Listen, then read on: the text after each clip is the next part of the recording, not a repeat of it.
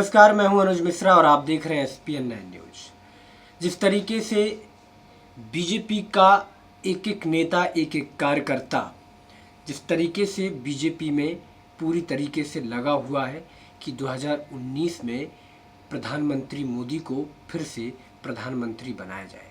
हालांकि ये बीजेपी का सपना है और प्रधानमंत्री नरेंद्र मोदी का सपना है कि 2019 में फिर से प्रधानमंत्री नरेंद्र मोदी ही बनना चाहिए।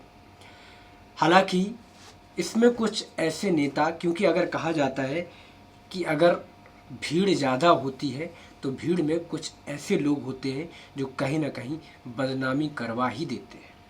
और आप भीड़ में ऐसे अच्छे लोगों को ये कहा जाए कि बिल्कुल अच्छे ही लोग आ जाएंगे, उनको ही लेकर आया जाए, तो बहुत ही कम लोग मिलते हैं। हालांकि ज़रूरी नहीं है कि अच्छे लोग ही, क्योंकि कहा जाता है जब भीड़ होती है तो भीड़ में कुछ ख़राब लोग भी होते हैं, कुछ अच्छे लोग भी होते हैं। इसीलिए राजनीतिक पार्टियों में, पॉलिटिकल पार्टियों में ज़रूरी नहीं है कि वैसे नेताओं का अगर जिक्र किया जाता है तो बहुत ही कम नेता अच्छे होते हैं। हर किसी को मलाई खानी होती है, हर किसी को जनता का खून चूसना होता है, लेकिन उससे भी अगर डर्टी गेम खेलने वाले नेताओं की भी कमी नहीं है। आपको मैं बता दूं कि जिस तरीके से प्रधानमंत्री मोदी, अमित शाह और उनके कार्यकर्ता बीजेपी को एक ऐसी पार्टी बनाना चाहते हैं जिसके अलावा कोई पार्टी का चेहरा भी ना देखना पड़े, लेकिन उस पार्टी को बनाने के लिए छोटे छोटे कार्यकर्ताओं की ज़रूरत पड़ती है और उस लेवल पर कहीं ना कहीं एक प्लानिंग होती है जिस तरीके से पार्टी को अलग तरीके से खड़ा किया। लेकिन उसी पार्टी में कुछ ऐसे लोग होते हैं कि पार्टी को बदनाम करने में कोई कसर नहीं छोड़ते। ऐसा ही एक मुजफ्फरनगर से एक ऐसी खबर है जिसको आप सुनकर शायद हैरान रह जाएंगे कि आखिर बीजेपी को बनाने वाले जो बड़े नेता होते हैं उनके साथ साथ कई ऐसे भी नेता हैं जो कहीं ना कहीं बीजेपी को अलग ढर्रे पर ले जा रहे हैं। मैं आपको बताना चाहूँगा कि मुजफ्फरनगर में कोचिंग सेंटर की आड़ में सेक्स रैकेट चलाने में गिरफ्तार बीजेपी नेता जितेंद्र चौधरी की कॉल डिटेल से डर्टी टॉक का खुलासा हो गया। पुलिस के पास मौजूद ऑडियो के मुताबिक कॉल गर्ल के साथ महीने में कई बार बातचीत हुई है। जो जितेंद्र हैं उनके साथ कॉल गर्ल की बात हुई और छापे मारने के बाद कॉल गर्ल ने बीजेपी नेता को कई बार फ़ोन किया, ये भी पता चला है। और एक जगह पर बीजेपी जो नेता हैं जितेंद्र को यह भी कहते हुए लड़की 12:30 बजे, उसमें सुनने को मिला है कि 12:30 बजे पहुंच जाएगी। इस तरीके से ऑडियो जो है वो वायरल हुआ। उसमें साफ तौर पर दिखाया गया कि उसमें लड़की बोल रही है बीजेपी नेता से कि लड़की जो है 12:30 बजे तक होटल में पहुंच जाएगी। पुलिस ने बीते दिनों, आपको बता दें कि पुलिस ने बीते दिनों गांधीनगर में कोचिंग सेंटर के बोर्ड लगे मकान पर छापेमारी कर वेश्यावृत्ति का खुलासा किया है। गिरफ्तारी लड़की ने बीजेपी नेता के संरक्षण में सेक्स रैकेट चलाने की बात कही थी। जितेंद्र खुद को बीजेपी का जिला सह संयोजक बताता था और ऐसे होती थी कॉल गर्ल से बातचीत। मैं आपको बता दूं कि जब कोचिंग सेंटर पर छापा पड़ा तो कॉल गर्ल ने तुरंत जितेंद्र चौधरी को फ़ोन किया। जितेंद्र कौन पुलिस वाला है, मत बात कराओ। कॉल गर्ल सिपाही को फ़ोन देती है, फिर तो वो कहता है कि कौन भाटी जी बोल रहे हो क्या? मैं भारतीय जनता पार्टी का सह संयोजक जितेंद्र चौधरी बोल रहा हूँ, उन्होंने ये कहा।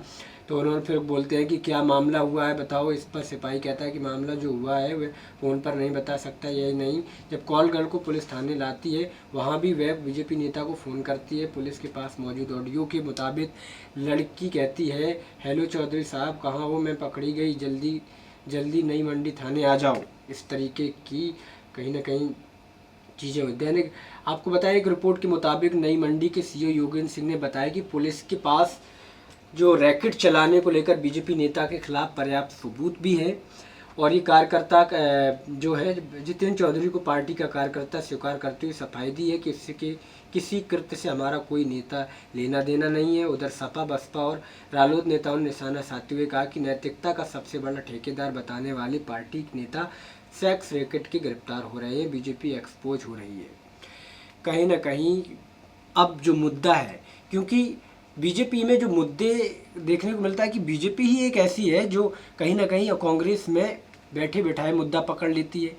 राहुल गांधी का जमकर मजाक उड़ाया जाता है, एक दूसरे का जमकर मजाक उड़ाया जाता है, लेकिन बीजेपी ही नेता के काले कारनामे क्यों देखने को मिलते हैं। अब मुजफ्फरपुर में जितेंद्र नाम का एक जिला सह संयोजक बीजेपी का निकला, वो इस तरीके के कारनामे चलाता है। क्या आप बीजेपी इस चीज़ का जवाब देगी कि आपके नेता इस तरीके ऐसे लोगों को आप संगठन का बीजेपी का काम देते हैं जो सिर्फ बीजेपी के थौक में या यूँ कहें कि उनकी सरकार में कहीं ना कहीं ऐसे कृत्य कर रहे हैं जो कहने में शर्म लगती है।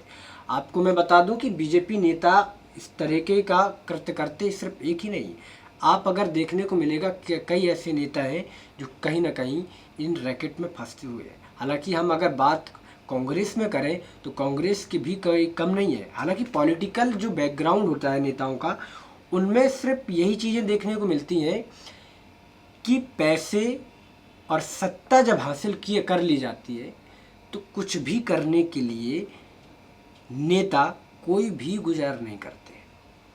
और यही देखने को मिलता है कि अगर पैसा और सत्ता अगर आपके पास है तो आप कुछ भी करिए, आपको कोई नहीं रोकेगा, क्योंकि आपके पास सत्ता है। आप तो एक फ़ोन में ही छूट जाएंगे। अगर कोई रास्ते चलते किसी को ठोक देता है, किसी का एक्सीडेंट हो जाता है, कोई कानून को ताक पर रख कर के कोई ऐसा काम करता है, तो उसको अगर पुलिस पकड़ लेती है, पुलिस की भी एक मजबूरी है कि अगर पुलिस पकड़ती है तो वहाँ से मंत्री जी का फ़ोन आ जाता है कि हेलो मैं मंत्री जी बोल रहा हूँ और आप फलाने जो लड़का है उसको छोड़ दीजिए, क्योंकि आपके कांटेक्ट मंत्रियों से हैं।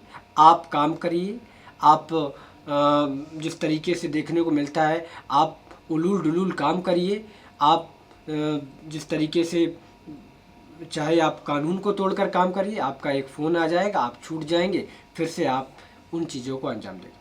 फिर आप आरोप लगाते हैं कि पुलिस आखिर पकड़ती क्यों नहीं है, पुलिस आखिर कार्रवाई क्यों नहीं करती है।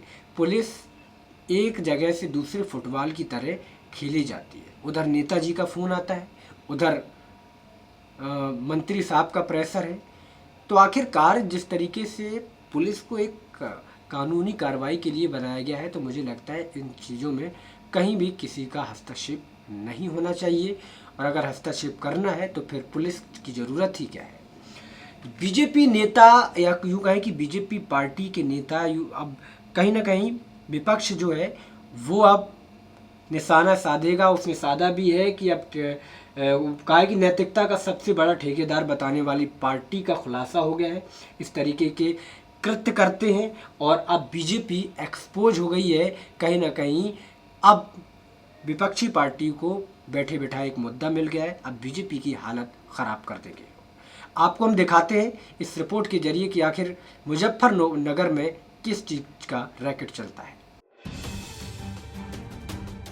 मुजफ्फरनगर में कोचिंग सेंटर की आड़ में सेक्स रैकेट चलाने में गिरफ्तार बीजेपी नेता जितेंद्र चौधरी की कॉल डिटेल से डर्टी टॉक का खुलासा हुआ है। पुलिस के पास मौजूद ऑडियो के मुताबिक कॉल गर्ल के साथ महीने में कई बातचीत सामने आई। छापेमारी के दौरान कॉल गर्ल ने बीजेपी नेता को कई बार फोन किया था। एक जगह वे बीजेपी नेता को यह भी कहती रही थी कि लड़की 12:30 बजे पहुंच जाएगी।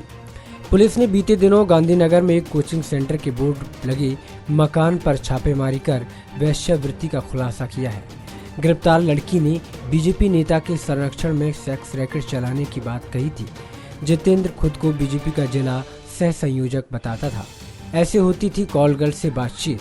जब कोचिंग सेंटर पर छापा पड़ा तो कॉल गर्ल ने तुरंत जितेंद्र चौधरी को फोन किया। जितेंद्र कौन, पुलिस वाला है, बात कराओ। कॉल गर्ल सिपाही को फोन देती है तो वह कहता है, कौन, भाटी जी बोल रहे हो क्या? मैं भारतीय जनता पार्टी का सह क्षेत्र संयोजक जितेंद्र चौधरी बोल रहा हूँ। क्या मामला हुआ है बताओ। इस पर सिपाही कहता है, मामला जो हुआ है वह फोन पर नहीं बता सकता। यही नहीं, जब कॉल गर्ल को पुलिस थाने लाती है वहाँ भी वह बीजेपी नेता को फोन करती है। पुलिस के पास मौजूद ऑडियो के मुताबिक लड़की कहती है, हेलो चौधरी साहब कहाँ हो? मैं पकड़ी गई, जल्दी नहीं मंडी थाने आ जाओ। रिपोर्ट के मुताबिक नई मंडी के सीओ योगेंद्र सिंह ने बताया कि पुलिस के पास रैकेट चलाने को लेकर बीजेपी नेता के खिलाफ पर्याप्त सबूत है, इसीलिए पुलिस ने गिरफ्तार किया। बीजेपी जिला अध्यक्ष रूपेंद्र सैनी ने जितेंद्र चौधरी को पार्टी का कार्यकर्ता स्वीकार करते हुए सफाई दी कि उसके किसी कृत्य से हमारा कोई लेना देना नहीं है। उधर सपा बसपा और रालोद नेता ने निशाना साधते हुए कहा कि नैतिकता का सबसे बड़ा ठेकेदार बताने वाली पार्टी नेता रैकेट में गिरफ्तार हो रहे हैं, बीजेपी एक्सपोज हो रही है।